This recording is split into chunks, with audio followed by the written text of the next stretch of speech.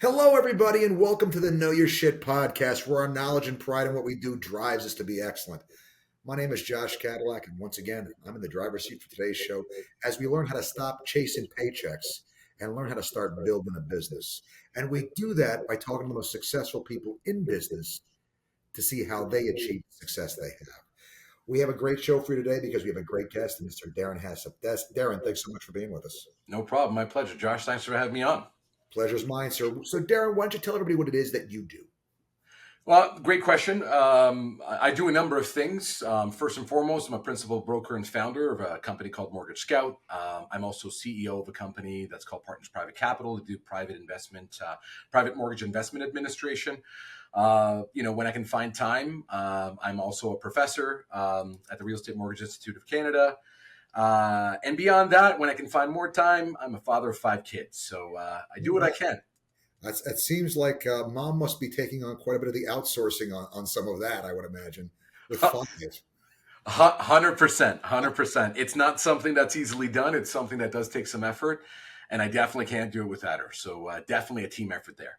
Gotcha. So what got you started, not with the 5 kids, what got you started in what you do?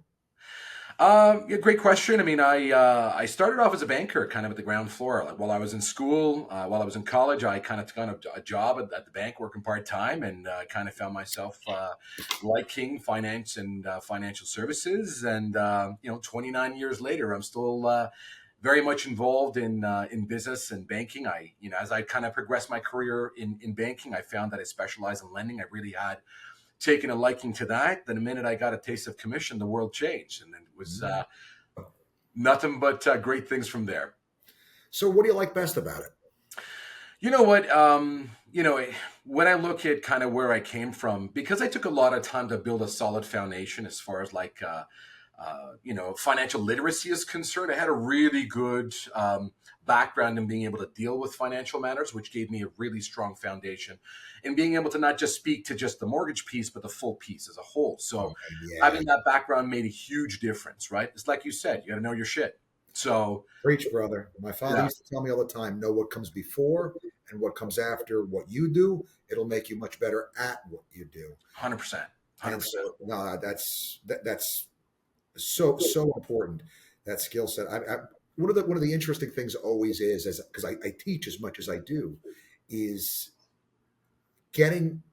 not expecting anyone to understand the lexicon, like how much of the lexicon of terms people don't know, and how much time is almost spent.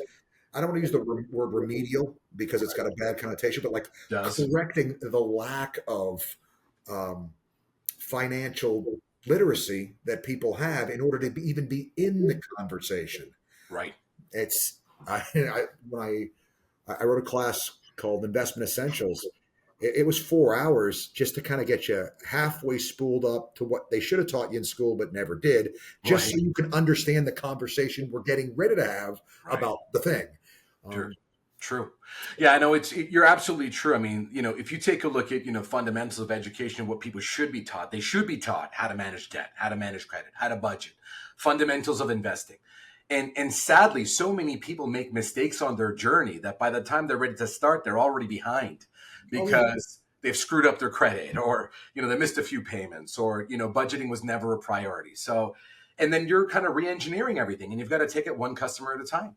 Do you mean, Deren, to imply that $200,000 in student loan debt to get the PhD in ancient anthropology may not have been the best ROI, internal rate of return? The differential cash flow may not have lined up with that being the best allocation of resources? Yeah, I would say, that was not well spent. I mean, the paper was straight on the wall, but aside from that, it's just a paperweight. I mean, I don't want to go too far down the rabbit trail, but I mean, I'm a big believer that the current method of choosing what you do for a living should not be the Disney Channel method of follow your hearts, your hopes and dreams, Skipper. It's an investment decision, right? I mean, we're dealing with scarce resources that have alternative uses, which is my time. Right. What is the best allocation of that resource when my investment value of whatever resources I can allocate have the greatest value because there's the greatest ability of time to act on that money? Right. We don't do a great job. What really kills me, Deren, is I got my start in real estate during the housing crisis because my sense of timing is just that bad. Desperation was the large driver. We had lost everything, and so I'm going in, right, and all the narrative I hear is how greed was responsible for the housing crisis in the United States of America because all these lenders made loans to people that Right. couldn't pay them back. Right. And I think, man, if you applied that same metric to the student loan business, Right. I mean, they don't underwrite the student at all. Like, hey, is this a good investment? Like, no. Oh, you want to do it? Here, pay it off for the rest of your life. It Wow. seems like such a poor way to do this.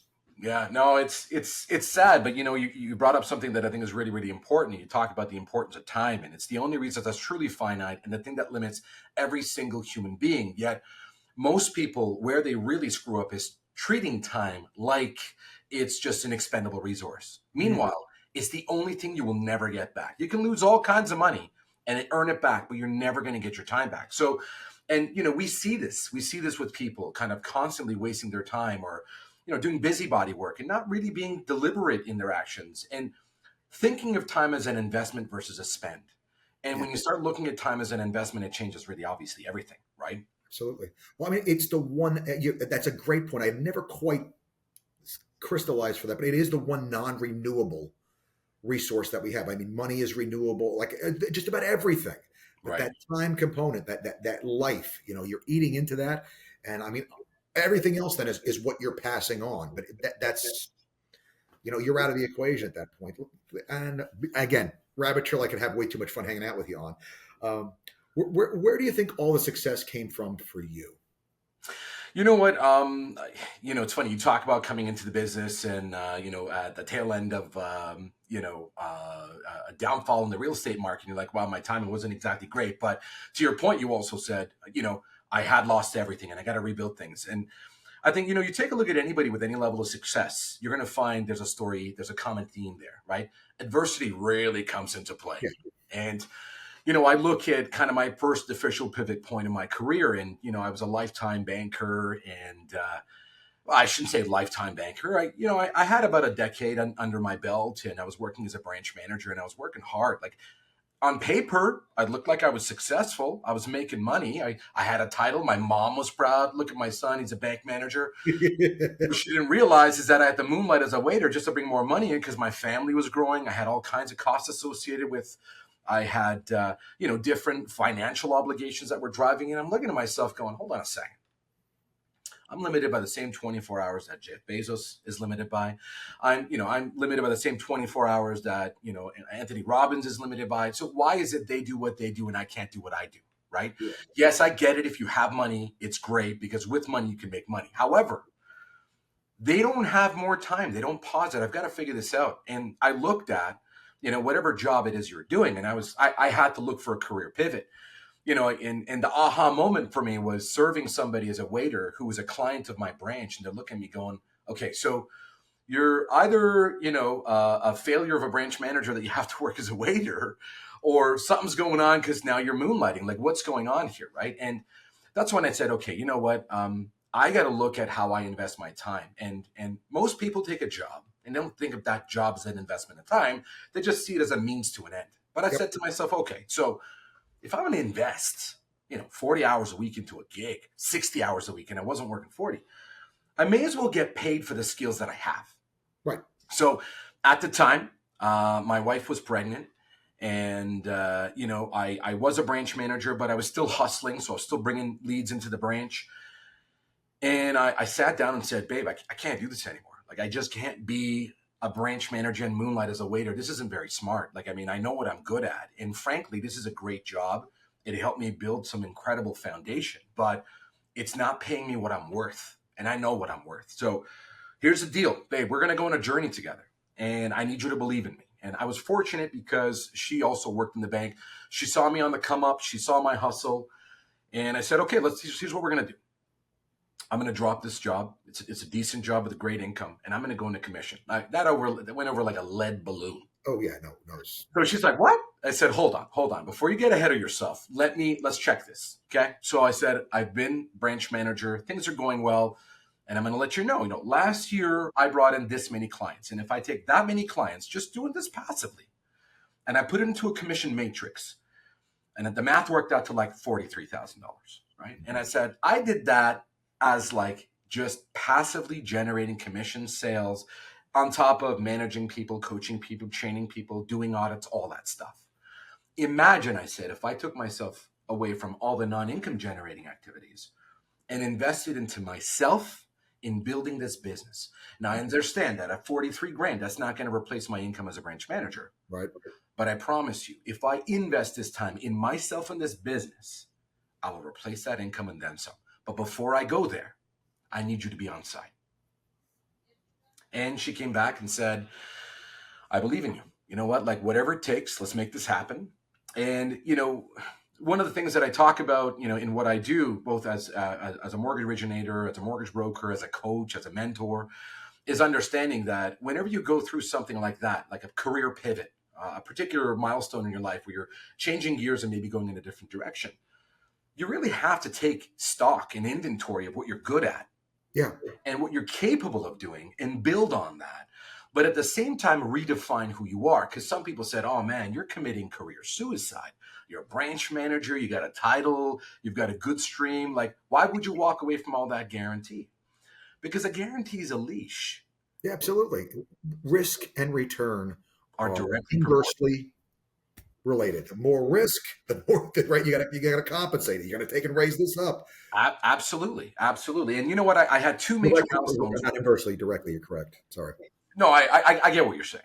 Yeah. But I mean, I went back and said, like, here's the deal. Like, this is a milestone where I need you to believe in me because, in my kind of path in my career, I realized, okay, listen, when you get to these particular junctions in your life, you have to figure out which way you're going to go. And you're going to have to figure out what you're good at, what you're not good at.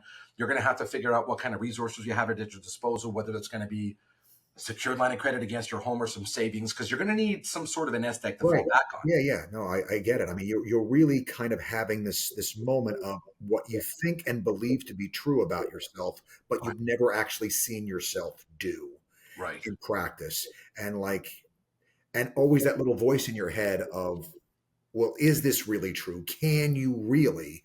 Because you've never actually seen it, right? Right. I mean, you've seen some of it, but you don't know if you can really do it on scale. So yeah, man, I know exactly what you're talking about. I had to start from scratch, and you're terrified and like, what the hell do I bring to the table that can actually give me what I need?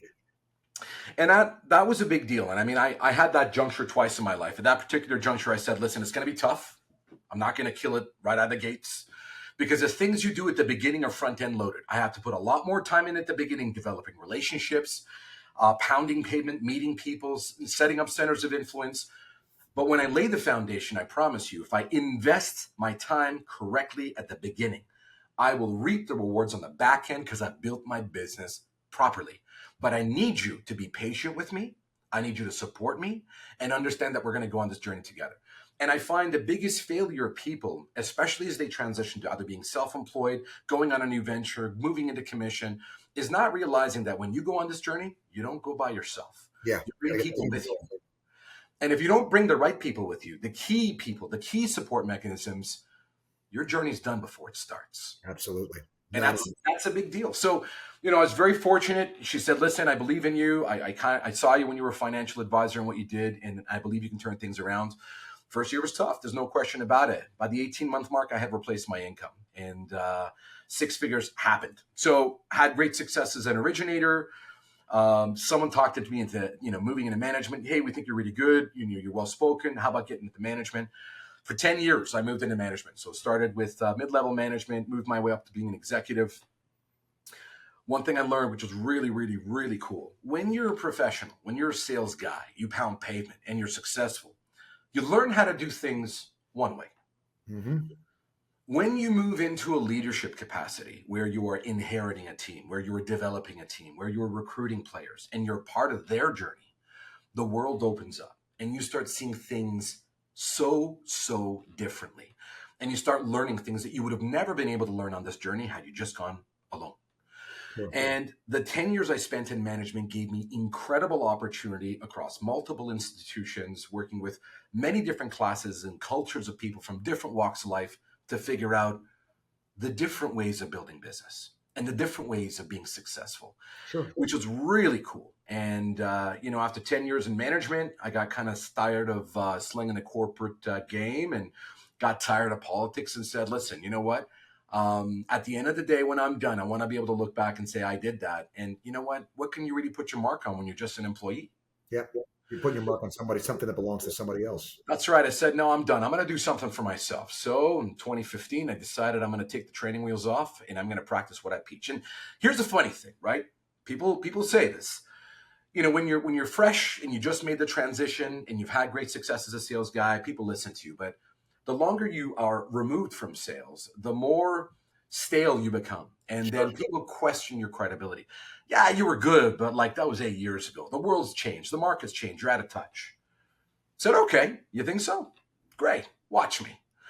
And then, when you take the training wheels off, and when I left, I was making executive level income with stock options and the whole 9 yards. So here I am having this conversation again with my spouse. Babe, this job's lined up. There's other gigs I could take, but I need you to believe in me the first time, or this time, like you did the first time.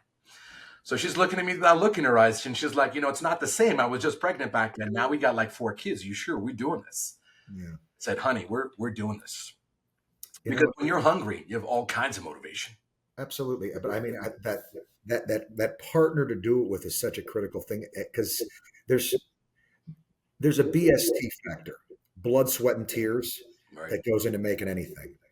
And if the person you're with only sees their experience of you not being there and whatever, Right. that builds that hostility as opposed to coming home. My God, you worked so hard.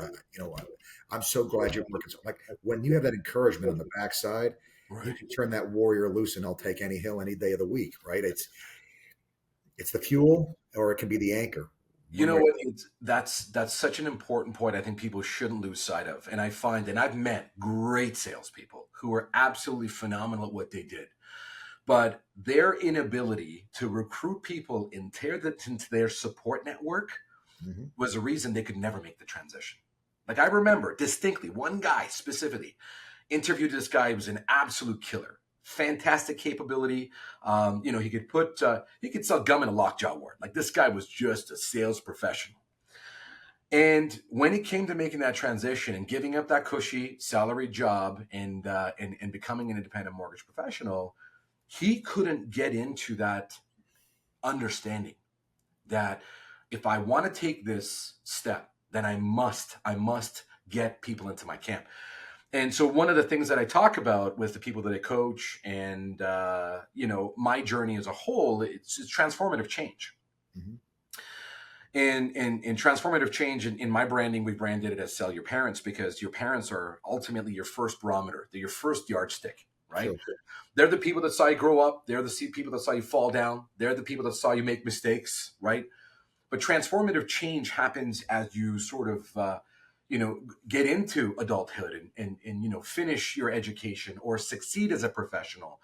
But there is a distinct point in time for some people where they're no longer seen as a child and they are seen as a peer, right? Mhm. Or they are seen for their own merit. And some people are incredible at redefining themselves with these stakeholders. And some people just stay children of their parents for the Yeah. rest of their lives Sure. because they've never gone through that piece. So, when you take a look at it, and we talk about the concept of selling your parents, and the reason kind of parents works because everybody came from somewhere and everybody has a parent figure of some way, shape, or form. But there comes a point where you need to redefine yourself. And in that redefinition, essentially what you're doing is not just saying and not just making promises, but congruence. I made promises. I said I'm going to do this, and then I did it. Yeah. But Yeah. Yeah. your actions got to really speak for you. Right. Well, I mean, it is the crazy thing with actions is really you seeing yourself doing something differently and you're redefining yourself to yourself. That is the big piece of this, right? Like, because there's this version of myself that I know. There's the version of myself that I want to be, the version of myself that I aspire to be, and then there's the version of myself that I truly know that I am, and I actually have to I have to show myself that I'm capable of something different. For most people, it's they fall back to what they know of themselves to be, which isn't necessarily true. It's that line my father used to use on me all the time. It's not what you know that gets you in trouble. It's what you know that isn't so. And Right. so It's one of those things. My father went to military school and then in the army, right? Right. And he said, they had these guys would have their mothers coming down. Oh, my boy can't eat that. He can't sleep in that. Whatever, like, oh, no, no, no, no, no. He said 3 weeks later, this guy is eating, Everything. everything. Like he can't go to the bathroom with people around. There's, like all that's gone. The military completely wipes that, and it teaches you because you see yourself doing things you never thought you could do. That Right. wait a second, there's more in the tank. It's funny. We started this conversation about education and we talk about having a piece of paper. And, the reality about success isn't defined by what you know. The reality about success is the consistency of what you practice. And it's funny. I told you I got 5 kids. I have these conversations all the time. Whenever my kid comes up to me, we're having a discussion about something. I'm like, yeah, Dad, but I know. I said, I get it. But I said, I'm less concerned about what you know, but I'm more concerned about what you're doing. Yeah, what do you do? Because your actions aren't congruent with what you know. So I know you weren't supposed to do that, but you did. Yeah. So again, clearly you're not getting in trouble for what you knew. You're getting in trouble for what you're doing. But I said, that's welcome to life. That's what life is. Yep. Your success is going to be about what you consistently practice. It's going to be about that hard work. It's going to be about that dedication. It's going to be about that consistency of execution. It's going to be about making mistakes, and there's nothing wrong with making mistakes as long as you learn from them, right? Yep. And you never want to sound cliche. Either I win or I learn. Yeah. No. But it's true. You're either going to win, but find me a winner today that didn't fail, that didn't fall, that didn't make a mistake. It's Look, impossible. the kick in the nuts, the figurative kick in the nuts is coming. The Right. question is your response to testicular trauma, right? Right. That's it. Excuse the cliche, but I mean, that's what it is. You're going to get knocked down. I say it on the show too much, but I mean, that Rocky Balboa line, Right. life is going to hit you in the face.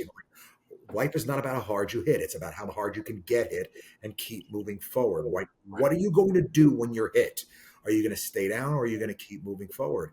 Right. And for most people, they're so scared of getting hit, they never even get in the ring.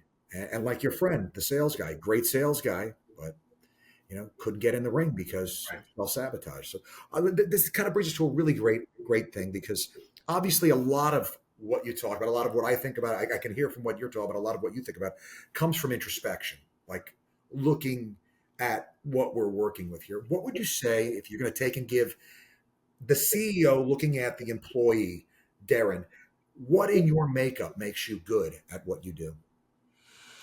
You know what? There's a number of things that you need to kind of have. And I mean, I guess the perspective boils back down to, I look at how I've gone into any job interview, how I've approached things. But ultimately, you got to understand people's drive. How motivated is someone to want to do something? So if I'm looking at from an employer to an employee standpoint, I'm considering bringing somebody in, I stopped asking people the question about how much money they want to make. Because you know what? I can stack hundreds in front of someone, and it's not the money that matters. It's the why. You really need to understand people's why. Yeah. You're making a transition. You want this job. Why? Why do you want this job? Why is this job important? How will it change your life? How will it better your life? Because I find that when you can solve for their why, and this goes back to Simon Sinek, start with why. Yeah. When you figure out people's why, you not only figure out, obviously, what's going to keep them going, but it's also going to give you the opportunity to figure out where their buttons are, right? I knew my why, and I knew what was important to me. And when you can define your why, then you can stay a hell of a lot more focused and motivated and stay on track. Because motivation is definitely something that's intrinsic. Like someone says, oh, I can motivate anybody. I don't know if I buy that. Because you know what? I've met some people that are incredibly intelligent that just don't have the drive. There's not enough pain in their lives. And listen, I mean, pleasure. Listen, pain, listen, if you take a frog, put it in water, boil it slowly, it will boil to death. Yep. If you take a frog and throw it in boiling water, it'll jump right back out because it knows it's hot. Yeah. But dull, gradual pain, everyone effectively lives with. But, when I take a look at motivation, when you understand people's cues, when you find out their why, that's something you can work with. And I knew what my why was, and it really helped me stay on track. But as I moved into coaching and people management and training and recruiting, I started looking deeper at the individual to really figure out, why do you want the job? I'd like to make 6 figures. Well, that's great. So, well, how many figures do you make today? Well, I Yeah, make this much. Okay. So what's missing in your life today at that number that's going to change at this number? They don't have an answer. yeah, Then you're not at the right place. yeah. No, I mean it's figuring out what will consistently make this horse run, Right. because I mean the reward when you get there, the reward has got to be worth it. Otherwise, you feel like you've been spinning your wheels, and all that motivation comes to die, right? And It plummets. And you know what? Listen, lie to me. Don't lie to yourself. Right. totally, and yet we lie to ourselves constantly. It's sad. It's sad. You know what I mean? I've learned some incredible lessons in the people selection process, and every lesson that I learned came with a story and an individual. Like I had this lady once that I interviewed for a job, and she seemed very introverted, kind of quiet, not your typical, go getter salesperson. Asking questions, very quiet, very professional, though solid foundation. Was a financial advisor making the transition, and I just said, listen, you seem very nice, super intelligent, but you're very quiet. I really want to understand what it is about this job that you want. Like you're taking a big leap. You're jumping into commission at 100%. You've got a very stable gig. You're doing well for yourself. What's missing that you need? What is that gap? Where's that void? She goes, listen, I come from a family of immigrants. My parents were new to the country, and they put me through university. And they went into mortgage to be able to afford my schooling. And I have a sister who's in 2 years is going to be coming to university, and I don't want to burden my family any further. I know what they did for me. They work very, very humble, blue collar kind of work. I can't have them in debt after 2 kids go through university. I said, wow, that's incredible. So Yeah, what's the game plan? She goes, the game plan is that my objective in my first year is to pay off at least half of what I drew from their secured line of credit against their home. So wow, that's incredible. What's the number? Right? She's like 25,000 total debt right now as it sits 50. I want to pay 25 grand in 12 months. I said, okay, fair enough. What else? My sister. I don't want to burden my parents with my sister's tuition. I'm going to take care of that myself. I said, wow, really? So sure enough, this lady killed it. I yeah, mean, she came in absolutely on fire, but I knew what her desire was. right. And I knew why it was important to her. It didn't matter what the number was. It was what she was going to do with that number, what it meant for her in the future. And knowing that meant something. So 12 months later, I sit down with her and I'm like, it's time to pay the piper. We're going to have a reality check now. How much money have you put towards your parents' mortgage? She goes, $20,000. I said, wow. And your sister? She goes, I paid first year's tuition. So that's amazing.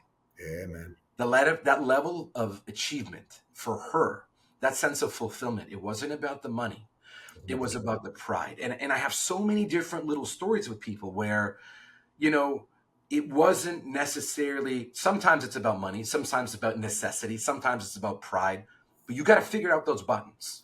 Yeah, And once you figure that out, it's going to be a matter of then, okay, so I know why you need to do this. Let's do this. Right. yeah, And then keep them on track. Use that fuel to keep them going. absolutely. What do you chase? What makes the horse run? And then how do I keep that in front of you so that you can see what the best version of you looks like? Right. Carrot versus stick. Right. Yeah. Carrot, sugar, stick, chainsaw, whatever. What do we need to make the horse go? Absolutely. And you know what? Knowing people, understanding people makes a huge difference in the world. And you know what? As a part of the selection process, as you bring people in, and I stopped falling in love with people. One of the things that I did, and as a sales guy and a former, athlete, I played a lot of sports kind of growing up. And as an athlete, you compete. You get on a team. You try to figure out, okay, I'm sizing myself up. Where do I fall on the roster? Who am Yep. I competing against? Who's the next guy I got to take down on this hierarchy of players, right? In order, yeah. You figure all that stuff out. But the greatest lesson I ever learned, and this was a very, very interesting lesson, there were people that I thought would fail that succeeded. Then I would meet people that on my journey I thought would be successful that failed horribly. And the greatest lessons were those two answers. Because the reason I fell in love with you isn't the reason you're failing. And the reason I can't stand you is not the reason you're succeeding. There's an X factor here I haven't solved for. When I start solving for that, I learned the real lessons in this business, right? And you know what? That's exactly what I did. For the guys that I just thought weren't, or gals that weren't credible, that I just thought weren't going to succeed, that were succeeding, I made a point of going out of my way to figure out what are they doing differently that I'm not doing. And clearly, the reason I dislike them is not a contributing factor to success. So I need to change my barometer, Yeah. right? What's my yardstick? How do I remake? Like, what do I need to measure success? And The that's measuring tool. fundamentally for salespeople. I find that's one of the biggest mistakes is when you first get into this business, that money's the only measure.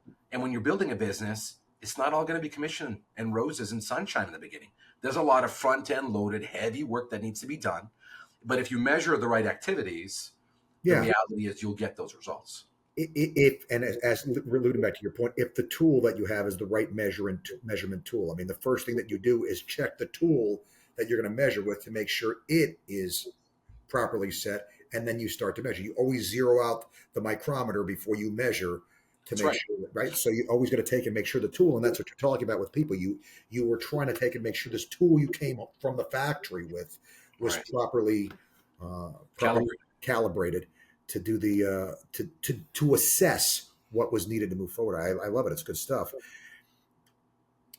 We talked about the kick in the mommy daddy button that life Right. is good at getting. Yeah. As an entrepreneur, I know you've had that happen more than once. How do you manage yourself when there's unmet expectations, when there's disappointment? What do you do to get yourself back up and get back in there? Um, it's funny. It goes back to the micrometer, right? Like you got to take a look at exactly what the expectation was. So the question is, when you're getting into any kind of a business, whether it's going to be a business, are my financial objectives reasonable? If it's going to be an engagement, what are my expectations as far as this engagement is concerned? And am I effectively achieving my objectives, or was it the right objective, right? um, you know, Effectively what you should be doing, whether it's business or a client or an engagement with someone, you have to define the objective before going into the engagement or the interaction. And it could be something as simple as just, you're going to sit down and you're going to talk to, a new prospect or a new potential partner. You have to set your expectation before you go into the meeting so that when you get out of the meeting, you sit back and say, this is what I said was my expectation. And when I'm done it, did I achieve what I hoped to achieve? Where a lot of people make mistakes is they go in hoping to achieve something. And then they go back through on the engagement and go, well, what did I win? Well, no, hold on a second. That's not how it works. If you're good at what you do, this is what you need to do. You need to define what your objective is in the engagement before you go into it so you don't lie to yourself and try to find some sort of a win that you want to celebrate later. You know, so Define the win before you go in. Absolutely. Define the win. Absolutely. That is absolutely huge. So, you know what? And I'm not saying that everything that you do, you're going to be successful in. Did I have setbacks? Absolutely. The key is the lesson. Yeah. If I go into this business, if I go into this partnership, if I go into this interaction and I don't achieve what I hope to achieve, I've got to sit down, take a look at what I did and say, well, what about this? Right? Like what happened? What was the outcome? Was it my efficacy? Was I not good at what I did? Did I miss something? Did I not understand the customer? You have to really sit there and take stock. What was it about what I did that didn't work? Sometimes it's as simple as going back, and if this was a client or if this was a new partnership you're trying to forge, you know what? I'm sorry it didn't really work out for us. I would love for an opportunity to tell me what it was about what I said that didn't work for you, because my objective is to be the best that I did. And you know what? Listen, mistakes will happen along the way, but what can I work on, and what could I have said that maybe would have changed the outcome here a little bit? Yep. But you know what? You got to park your ego and just learn from the engagement and the interaction. That's the best you can do. Right. It could either be a loss or you can try to get something out of it that gets you closer to a win next time. Interestingly enough, you mentioned Simon Sinek, and I want to tell you this. I thought you had a kick out of it. Mark Levy, who was the guy that helped him come up with Starts With Why, was a podcast guest on here about 2 days ago. You're kidding. Super cool guy. That's Really, amazing. super great guy. That's what he does is he helps people get to their big, sexy ideas. Super Right. interesting guy. Great guy. But I thought you get a kick out of that because you mentioned Simon Sinek. He tells a story of how he met him. And Simon Sinek was at a conference just sitting at a table by himself. And Mark Levy's like, I wonder who this guy is. So he goes over, he sits next to him, and he says, hi, my name is Mark Levy. He says, hi, I'm Simon Sinek, and was nobody at the time. And then they decided to work together, and he helped him, come up with It Starts With Why and the Golden Circle and all that stuff. And That's amazing. It's a really cool story. And That's a great story. That's a yeah, great story.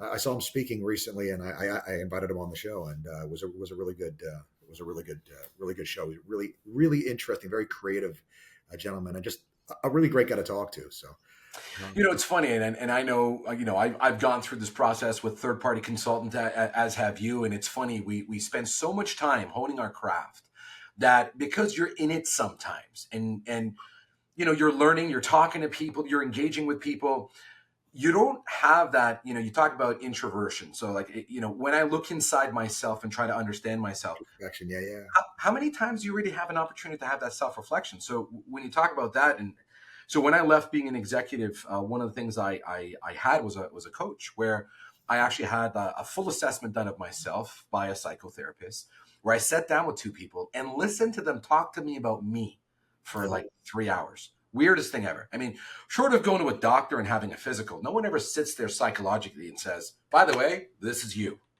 it. And probably the best money I've ever spent in my life, because it gave me an opportunity to sit down, somebody other than my wife or my mom, to tell me who I was or who I wasn't, right? But I'm like, listen, I'm going to listen to you because you don't have an agenda. Yeah, So, to have that opportunity to sit down and listen to somebody assess you, yeah, tell you what your likes and your dislikes. And I learned a lot of things. And one of the most important things that I learned was, just because you can make money at something doesn't mean you're going to get fulfillment out of it, of right? course. And it's funny, Simon says this too, and he says, when you see somebody working hard and they love what they do, they call it passion. But you see somebody working hard and they hate what they do, like it's a struggle, right? Mhm. And that's the difference. Same level of work, but when you love it, it just doesn't feel like work anymore. And understanding the benefits between ultimately, your financial rewards to solve for what you need versus what you want, and then balancing that against a fundamental of fulfillment. Fulfillment is underrated. I mean, how many times have you met professionals that are making big bank that are absolutely miserable? Oh yeah, all the time. Right? I mean, clearly it's not the bank account that's the issue, right? Biggie says it: more money, more problems, right? So it's just a matter of taking a look at ultimately, what your balance is in life, and we all struggle with it. Like, we all get pulled in a million different directions, but Of course, for me, it was just a matter of figuring out, okay, so I want to focus on financial success, but I want to look at that fulfillment piece as well. Like, what am I doing that's going to help me feel better about myself at the end of the day?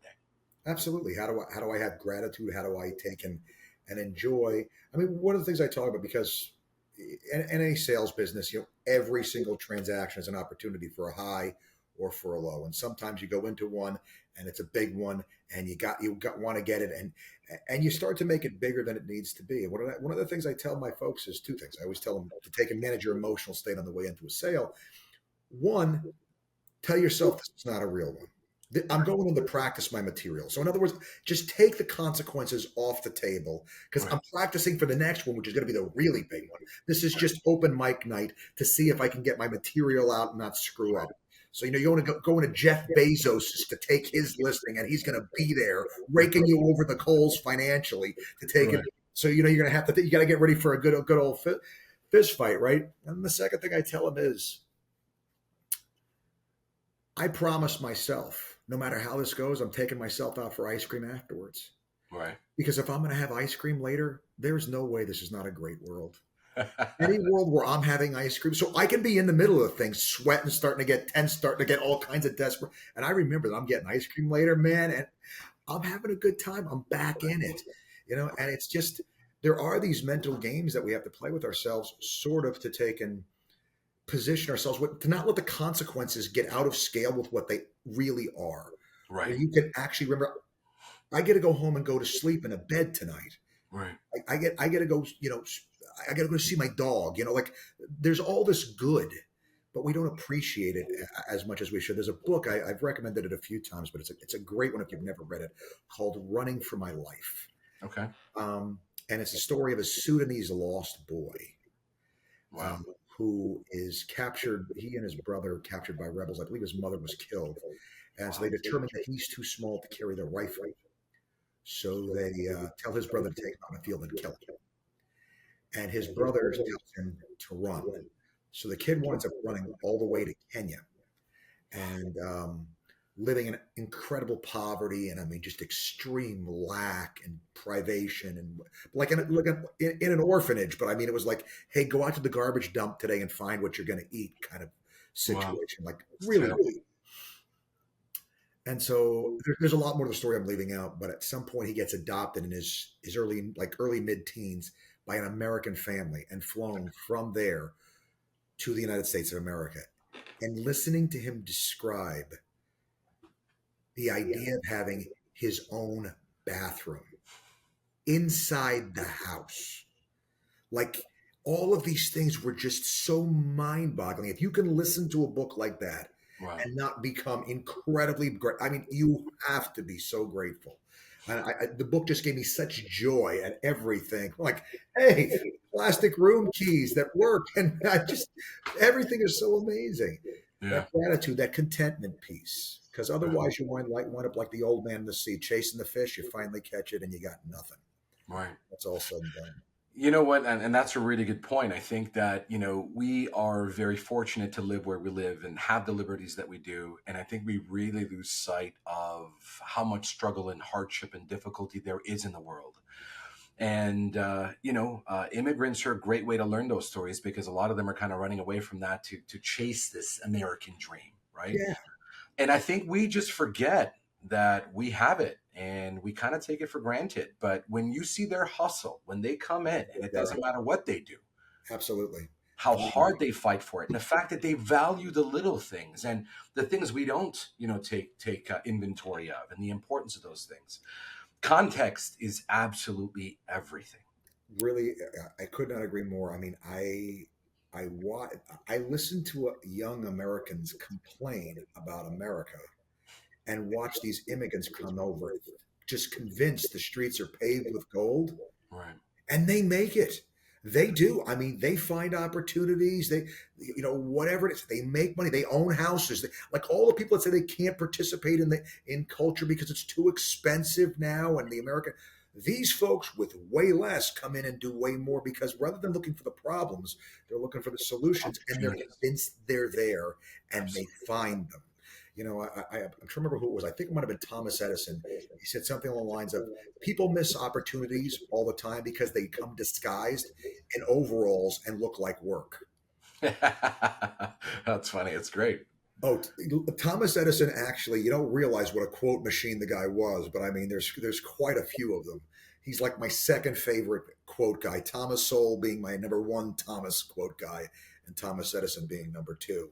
That's awesome. Yeah, good folks. But let me ask you this: what do you see when you look out at the market today? What do you see as the opportunity in the market today?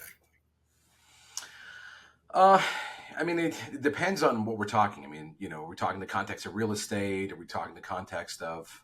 You're an entrepreneur. Entrepreneurs are always looking for opportunities. So, in the space that you're in right now, what's the thing that's got you?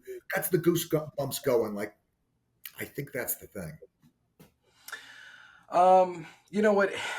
In the context of what I do, Yeah. as far as like mortgage origination is concerned, there's obviously a lot of opportunity, right? People always start complaining about, oh my goodness, people have lost confidence in the real estate market, so people aren't buying and selling. Okay, fair enough, but guess what? No one falls asleep and wakes up and they don't own debt anymore. So the opportunity shifts from purchase to refinances Yep. or equity takeouts or leveraging to create opportunity. Every opportunity, like if you take a look at even market corrections, there are more millionaires and billionaires made in a correcting market than there are Of anywhere course. else. The Yeah. problem really is going to boil back down to what kind of a lens of glass are you looking through, to see the world. And Yep. if you're a pessimist, then all you're going to see is the challenges. If you're an optimist, you're going to see the opportunities. So I think the biggest opportunity out there is just changing your perspective and looking for the opportunity. Because the reality is this: I'm not saying that the challenges aren't there. Yeah. But 100-meter hurdle runner doesn't keep their eyes focused on the hurdles. They keep their eyes focused on the finish line. And ultimately, if you're looking at the finish line, that's what you're going to see. But if all you're going to see is hurdle, hurdle, hurdle, then that's what you're going to deal with, one after another after another. So, I mean, I think mental fortitude, this is something that's missing in the world today. Is We need to focus on our mental fortitude and our mental well-being and focusing on the opportunities. Because whether we're going to look at the market today, 5 years from now, 10 years ago, the opportunities are everywhere. And I think what people need to do is just start counting the opportunities and stop looking for challenges. You Because know, guess what? They're both there. I'm listening to you, and I mean, the idea you have two groups of people. One group of people saying the streets are paved with gold, and one other group of people sitting there saying, "Look at that pothole." Right. And you know, you're going to get what you choose to focus on. It seems like. I mean, that's just really no two ways about it. And I mean, yeah, I mean, in both of our businesses, dealing with problems is what we find ourselves. We are in the pothole repair business as Right. entrepreneurs, but if you got to keep your eyes focused on the fact the street's still paved with gold, That's right? right. So I'm going to make it a little bit more of a lightning round here as we kind of wrap up with these last handful of questions that I All have right. for you. I'm just going to take your first crack at it because they can easily. And I obviously want to hear what you have to say, but I want to be respectful of your time as well. What would you say, if you wanted to summarize it, is the most important thing you've learned in the process of doing what you've done? Uh, you know what? Honestly, resilience. I mean, you need to understand that nothing happens overnight, Yeah. and it's going to be hard. You have to plan it. I mean, when they say, when you fail to plan, you're planning to fail. Yeah. You have to have a plan in everything that you do, but you also have to make sure that you're willing to deal with the hard times because it's not going to be easy. You can't lie to yourself, right? So if you have a good plan and you're willing to make that commitment, even on the difficult days and with the right yardstick, that you will succeed. And you have Absolutely. to believe in that. And I think that's something that I look at and say, what is it that gets me through what I get through? I have the same challenge as everybody else does. The difference is I go to sleep at night searching for opportunities and I forget about the challenges. You have to have a short memory when it comes to stuff like that. Learn the lesson, move on. Learn the lesson, move on. The consistency of execution is absolutely everything as well. But you also have to remember that you are like a vehicle, garbage in, garbage out, Yep. right? You have to surround yourself with, they say the measure of a man is a book he reads and the fence he keeps, right? Mhm. You know, it's a lifelong lesson. It's a life of learning. You always have to learn from people, books, invest in yourself to make yourself better, and surround yourself with people that you hope to emulate. Because I mean, success breeds success. Iron sharpens iron. So I mean, I think all of these things really are contributing factors that are either going to help you succeed or fail. Understood. No, That makes sense. I agree. The reality of it is Michael Jordan did get cut from his high school High basketball school team, basketball, yeah. locked himself in his room, and cried himself to sleep. What are you most proud of in business, Darren, that you've accomplished? You know what's funny? I've had this question a couple of times. I think my greatest accomplishment isn't the awards that I've won, or trips, or incentives, or money that I've made. I would say by far, the thing that gives me the greatest pride is seeing the success in my wake. So when I look back at the people that I've brought into the business, that I've helped succeed, that I've introduced to an opportunity they never thought was possible, and even clients putting structuring financial solutions for them to help them achieve that financial independence. When someone comes up to you and sincerely says thank you, not like thank you for opening the door, but sincerely says thank you, you made a difference in my life. Yep. Thank you. I would have never have achieved this if you hadn't believed in me. Um, that you can't make mortgage payments with it, but let me tell you, it makes you feel good at night. And when you're 6 feet under and you can't take your money with you, those are the people that will be there paying respect for you. Absolutely. No, the lives that you change along the way. Similar question, but most proud of in life that you've accomplished. My kids. That's always the right call, man. Yeah, I mean, I got five of them, and I parent everybody the same way. And my wife keeps telling me that's not the way things work. And I got three boys and two girls. Each of my boys is different. Each of my girls is different. When you become a parent, you learn, you Yeah. learn so much. You have a greater appreciation for your own parents, and understanding that life didn't come with a manual. But to look back on the things that they've done, whether they were 5 years of age or graduating school or excelling in sports, those moments are by far the memories that I will take with me to the afterlife. Those are the things I'll remember the most. The good stuff. Never, Absolutely. never forget the good stuff. Um, if you had to give one piece of advice to our listeners, you may never see them again. Maybe they never talk to these people again. What's that one thing you'd like to say to them? Don't forget to invest in yourself. Always a safe one. Yeah, you know what people just are willing to do and spend money and spend on things, but never on themselves. Mm. And I would say to you, if you're willing to invest in things, then why don't you invest in the one thing that can give you the greatest dividend? The thing that earns the things to pay for the things. Yeah, That's yeah. right. Absolutely. All right. If you had this is a tough question, but if you have it narrow it down, you had to pick one book you'd recommend to our listeners. What would it be? See, I already said Simon, You start can with, go back to that one if you want to. If you want to start with why, it's okay. you know what? There's so much. I've already talked about something. I won't talk about that. I'll talk about a hard book, and that's Man's Search for Meaning by Viktor Frankl. Okay. And he was a psychiatrist who survived the Holocaust, actually Auschwitz. Yep. And I find, especially today, the greatest shortfall today in society as a whole is mental fortitude, Mm. just mental strength, especially with the younger generation of people. And as a parent, I struggle with this because you don't want your kids to have hardship, but hardship will teach them the greatest lessons. Yeah. So you struggle with, do I let them suffer? Do I just help them out? Right. Gotta let And them. I think in Gotta let them. society, You gotta let them. with You gotta let them suffer. There's just no. yeah, and you know what? It's hard. It's hard. But when you listen to that man's story about why people quit and how he survived, it's absolutely heartbreaking. It's devastating. It's like the Sudanese kid, right? But it really puts things in perspective, right? Because a lot of what we think is really our problem won't cost us our lives. We're not going to die. Yeah. There isn't some Nazi going to shoot you in the head. There isn't some, extremist, out with an AK shoot you while you're running away. Our lives are rarely in danger, right? Yet we go through life thinking that we're constantly in danger. So that mental fortitude piece, that's why I think Man's Search for Meaning and Viktor Frankl, I mean, that story is so powerful. And I think just sometimes we just need a reset. And I think that book, very similar to the book you talked about, is the kind of things that really puts things in perspective for people. Have you ever read The Coddling of the American Mind? No, no. Oh, right in line with what you're talking about. Really? Oh yeah, no, it's written. It's very interesting. Talks about the education system in particular, and it's not written by anybody that's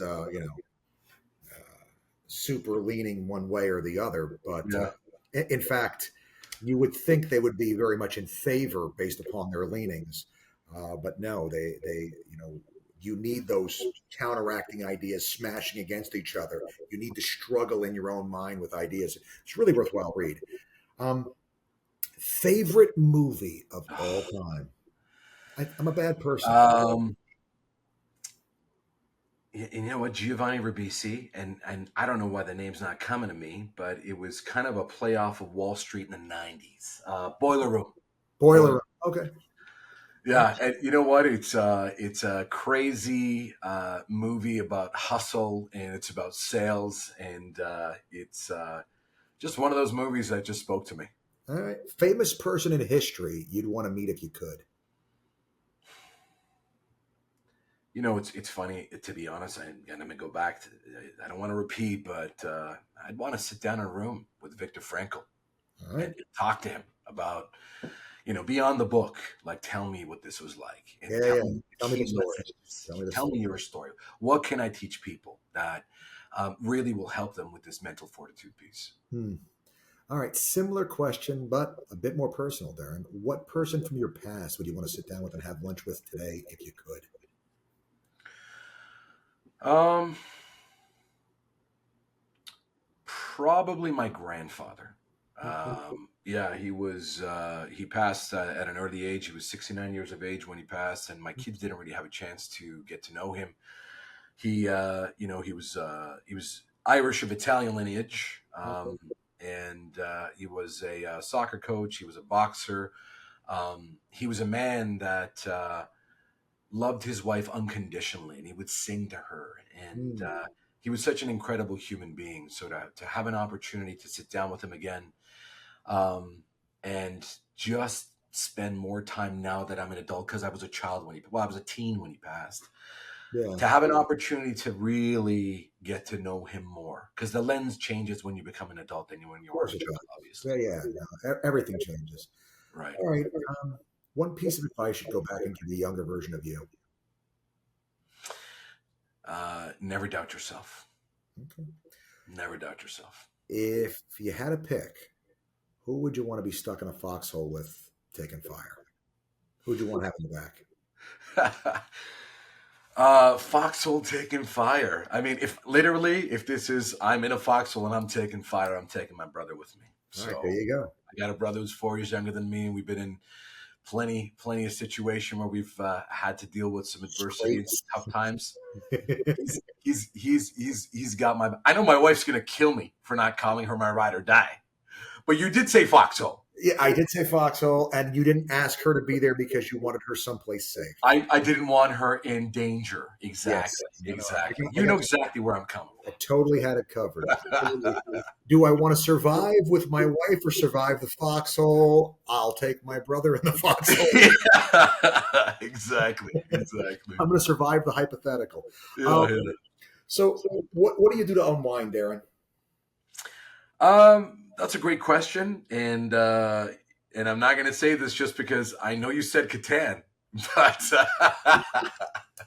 I do play board games. We actually have board game cafes that we can go to, so we'll take the kids and we'll go in.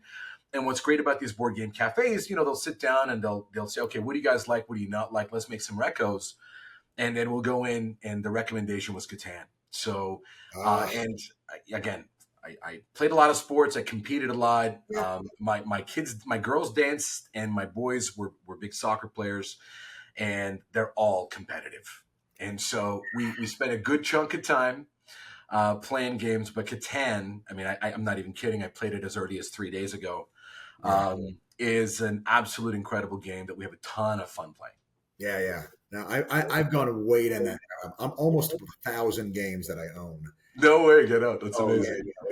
it's and I mean I go to some of the heavier stuff. I just finished one called Galactic Cruise that was incredible. But I mean, these are the game weight, how heavy the game is something that I always look at. There's the Right. amazing website, boardgamegeek.com, and the wiki there. And I mean, like, up in the north of 4.0 range, these games get to be.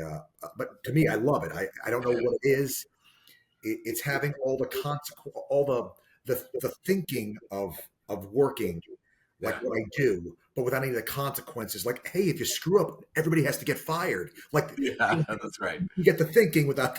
So for me, somehow, I find that relaxing. I know what's wrong with me, but that's the way I go. But Catan is great. I mean, Yeah. there's so many good ways to get collaborative agreement. Well, you're constantly negotiating, right? You- Constantly.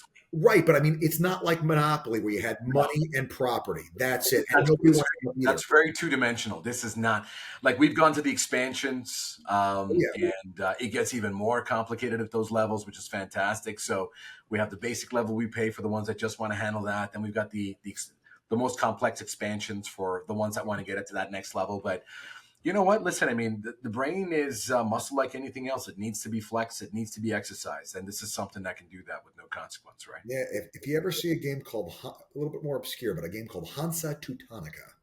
Hansa Teutonica is an abstract game, but it is a lot of fun to play with a lot of people.